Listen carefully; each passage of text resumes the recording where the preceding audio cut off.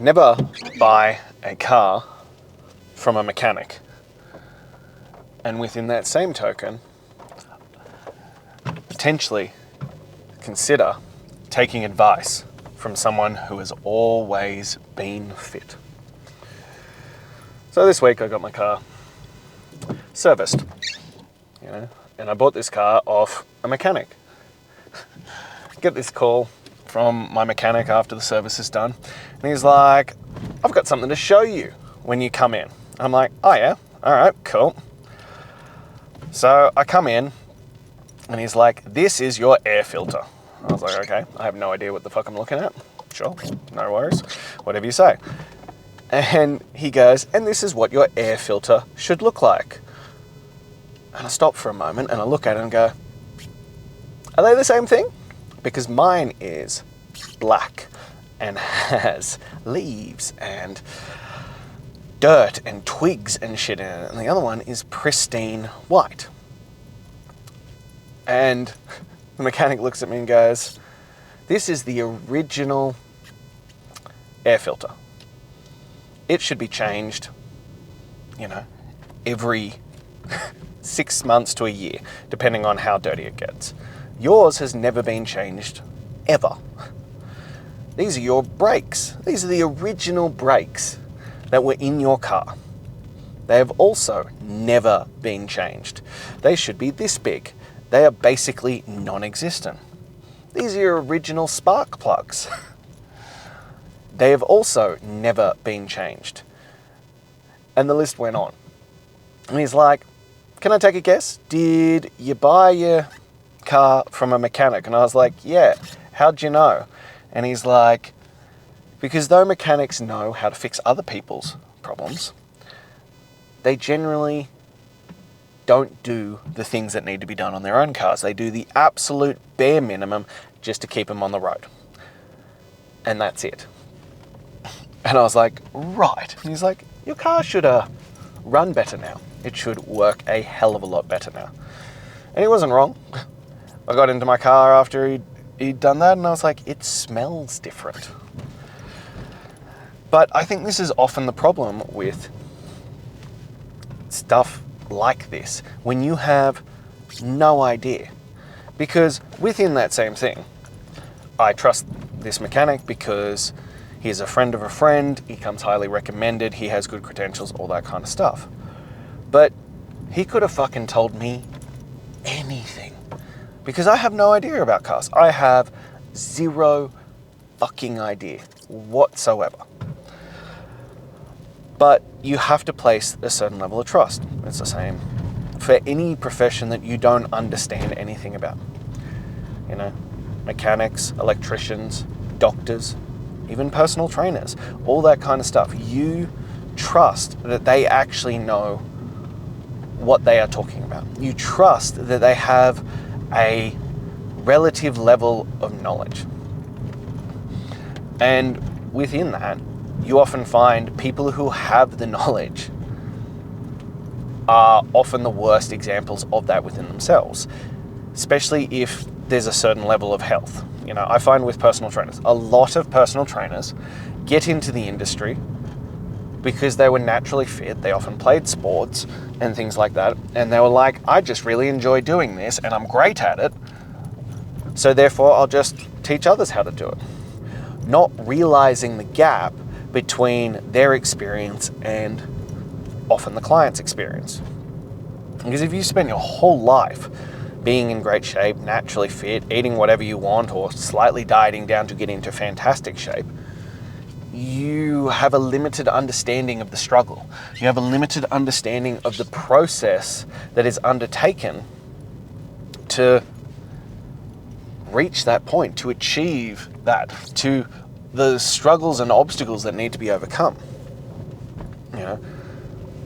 I talk a lot on here about when you make a decision, that the decision is made. That is the end of the story. That you cut off all other options and you are just now doing that work. And there is a lot of truth in that statement. There is a lot of truth in doing that. But if I'd come from a background where I'd always naturally been gifted, if I've always been in great shape, then that becomes a really easy thing. It's really easy for me to turn around and be like, hey, just fucking make a decision on that. You know, just make a decision. Don't eat junk food. Just fucking work out. And look, you'll be in great shape, and that's the end of it. But that's not my reality. If you don't know my story, I got into fitness because it fucking saved my life. When I was in high school, I was bullied mercilessly. Say that 10 times fast. And because I was fat. I was overweight, I was fat as fuck. I have a baby face at the best of times, you know. I'm in my 30s, and without, you know, as my beautiful children love to refer to it as my face fur, I look like I'm 12 years old. I have really soft features. You add on, you know, 30 kilos of fat, and they're really, really round and soft. You know, I was, you know, heavily overweight. And I fucking hated my life. And I'd come home every single day, and I was suicidal. I was working out how to fucking end it all because I couldn't see a way out for that. And by happenstance, you know, my father bought me a weight set for Christmas that year. And that changed everything. And I mean fucking everything in my entire life. Changed the whole trajectory of my life. And that's how I'm here. From that day on, and I was like, that was for, you know, just after my 15th birthday. I have dedicated my life to health and fitness. I have dedicated everything I am to this. And it just makes sense to me because, like, it's where I'm in control. It's where I can take back control and ground myself that no matter what the fuck is going on in the world, that in the gym, I'm in control of the weight, the pain, the pressure, the how much I take, how much I do, all of that. I am in control, and that grounds me. That being said, it hasn't been a linear progression from there. It's not like I started working out at 15 and I was like, bam, here I am, fucking shredded, great muscles. No. It has been a constant evolution of up and down and working out and refining and figuring out my why and figuring out how to make it consistent and losing that and all that kind of stuff. Like, you know, I went to play college basketball in America. And when I arrived there, I was 18 years old and I was 110 kilos. I am 5'11", and I was 110 kilos of fucking fat. I was big fucking cheeks, you know, hanging over. In my first year, I went from 110 kilos to 67 kilos because, you know, college basketball's fucking brutal shit. We trained every day. We ran for hours and hours and hours. And I discovered fasting, and I discovered dialing in nutrition and all this kind of stuff. But like being overweight, I still managed to get that scholarship, and I went and played. Came back to Australia after a long story that I won't go into here, but I nearly died due to a staph infection. Came back to Australia. You know, depression, my basketball career was over, all those kinds of things really hit me. Ballooned the back out. Got horrendously fucking fat again. And over time, eventually managed to rein it in. Especially after meeting my future wife, reined it all back in, bit by bit. But I have ebbed and flowed. You know, I have, as I've said at the start, if you've been watching from the beginning of this, I started this because I was the height of hypocrisy again. I have owned my personal training studio since 2013, when I was 21 years old. And I had ups and downs, but I started this because I was fucking overweight again. I was fucking fat as shit. You know, I'd ballooned back up to that 110 kilo mark. And I was talking a big game, and I'd tell my clients how to do it, and then I'd go home and eat pizza and wine and all this kind of stuff. You know, but that wasn't even the next wake-up call, it happened again when my wife was 6 months pregnant with our daughter. And I ended up in hospital for 5 days with a heart scare. I was in the cardiac ward of Westmead Hospital for 5 days because they thought I was going to die. And like, talk about a wake-up call that clearly wasn't a fucking enough, but that was one of those wake-up calls because I was the youngest in there by at least 50 years. And here I am, and they thought I was going to die. And it still took me another, let's call it 15 months to truly wake up and do something about it. Because, I was talking the talk. I wasn't walking the walk. I was hypocrisy. But it was at my daughter's first birthday. And I was about to turn 30. And I was like, I want to be here for as many of these as humanly possible. I want to see her grow up. I want to see her kids grow up. I want to see her kids' kids grow up. It took that to start the seed of what this is right here, right now. And so I fucking did it. And I dropped, I think it was 33 kilos in 126 days in the first iteration of this process, Greatness Daily of 126 to Greatness. It was the beginning initial cue. And then fucking life happened. And my son was born 8 weeks earlier. 8 weeks early than he should have been, and was rushed off to hospital. And my wife spent the subsequent 6 months in hospital with our son. And that, again, that's a story for another fucking day. And that was horrendous. So I'm suddenly a single parent, running a business, trying to work this all out. And so I let everything slide again. Life happened. And then I had a trainer who was running my personal training studio for me, and he moved on. That happens. And suddenly I stepped back into running all the sessions. So not only am I doing my job, which was 40 plus hours a week, I'm now running 40 plus hours a week of sessions on the gym floor. And it just ballooned. And I tried and I tried and I tried to pull it back. And it wasn't until, I looked in the mirror and I was like, who the fuck is this man? My daughter goes to me, Daddy, why do you have bigger boobs than Mummy? Talk about a sucker punch to the gut. And it was these moments, and it took, this is the problem with stuff like this, and I'm going to put my hand up to be the first to admit, the fucking level of wake-up calls it takes to shake you out of comfort and sedation and all that kind of stuff. And this is what it took. It took this level of like, wake the fuck up, mate. And finally, must have been middle of last year.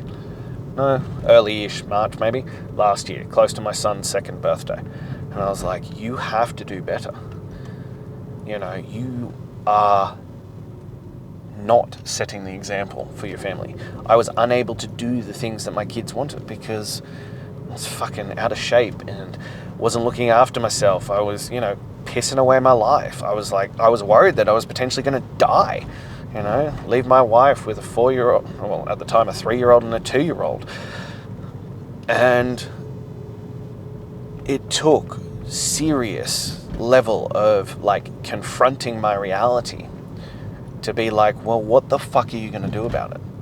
How long are you going to, let these repeating cycles continue before you actually step the fuck up and do what is required, before you step up and be the man you need to be? For my daughter, for my son, for my wife, for my clients, for people like you. I felt that I had to step up and be the man to lead this. And not because this has come easy, but because this has been literally a fucking fight since I was 15 years old. That I can be that person to shine that light, to show what is possible when you commit to yourself, when you can find that discipline, and you can show up every single day and you win the fucking day. That I have been through those struggles over and over and over again. I have overcome these obstacles, and it's not because they were easy to overcome, and not because now they're behind me that they're done, that this is a constant ongoing battle, but I make the choices, the right choices for my life, for my children's life, for my wife's life, for my client's life, for your life. I make the right choices so that I can be the man that I know I should be. And no, it doesn't make it easy. No, it doesn't get easier. But what does happen is I get stronger. What does happen, I have learned from these challenges. I've learned from the mistakes I've made over the years. As I said, I started this. The first iteration of 126 to Greatness, or Greatness Daily, was fucking... Well, my daughter is 4 now, so over 3 years ago. And it took me that long to fucking work it out. And it took me that long to realize that I had to stop planning, at 6 months, 12 months, 2 years, 5 years ahead. I had to focus on today and winning the fucking day and build that momentum first. And then I can start looking ahead, and then I can start going, what's down the pipeline? Like now what I'm looking towards is completing that first year, that first full 365 days of fucking doing this. That's where I'm at. But when I started day 1, I was like, holy fucking shit, what am I getting myself into? And I just had to focus on winning that day. But I've now built enough momentum that I can look ahead. But the longer I continue down this path, the more I feel that I have a place of credibility to actually teach it. Because I'm not some dude who just showed up, and had a 6-pack and had a great physique and all that kind of stuff. No, this is hard fucking earned. It's earned every single day that I feel like I've built the credibility, because I can relate to being that guy. That it didn't just happen overnight. That I've done what is required. That I've been where you are. And so I can lead from that. I can share those experiences. I can teach you from the front, kind of thing. Because, on all of it, it's, as I said, it's still a fucking struggle, The ones that people take as a joke, but it's legit serious, is if I hadn't have found fitness and I hadn't had those wake-up calls, I would legit, unquestionably be an obese alcoholic. Like, it wouldn't even be a question. That is who I would be. Potentially a drug addict too. Like, I have a highly, highly addictive personality. And I fucking love food. My wife is a pastry chef. Do you know the incredible things that woman can cook? Like, oh my God. I love alcohol. Literally one of my first jobs was working in a bottle shop. I have a bar in my house. I have multiple wine fridges. Like, I have full setups of, spirits downstairs. Like, there is zero chance, if I didn't make the choices that I do, that I didn't choose my highest good every single day, that I wouldn't just sit on the couch and fucking drink and eat food and play video games and watch TV. Like, I would 100% be that guy. And I, every day, have to make a choice about what matters more to me. That dopamine chasing, those, instant gratifications, those things that create quote-unquote joy, that we all know for a fact isn't joy or happiness or enjoyment or satisfaction. It's sedation. It's a dopamine reaction in our brain. But, it still feels good in the moment. Or do I choose true happiness and satisfaction and a life well lived and leading by example and being the best version for my children, for my wife, for all those I serve? Those are the choices that I have to make. Those are the decisions that need to be made every single day. And as I said, it doesn't get easier. This path doesn't get easier. What happens is you get stronger. What happens is you get harder. What happens is you get used to that feeling, and you get used to making the better choice. You know, it's a old saying. It's the tree falls the way it leans. So for 290 plus days, I have chosen this path. I have chosen the correct path. I have chosen what matters most over what is easiest. So I'm used to choosing that path. So that's a more ingrained habit. It doesn't mean that the allure of the other side isn't there. It's just I'm used to making the correct decision. And as I said, I feel like that gives me credibility and capacity and understanding and empathy of this journey. It doesn't mean that I'm going to coddle you on it. It doesn't mean that I'm not going to call you out on your bullshit. It means that I know where you've been. It means I understand the journey and the incredible tough choices that have to be made, and thus why you need to be called out on your bullshit, why you need to be held to that standard.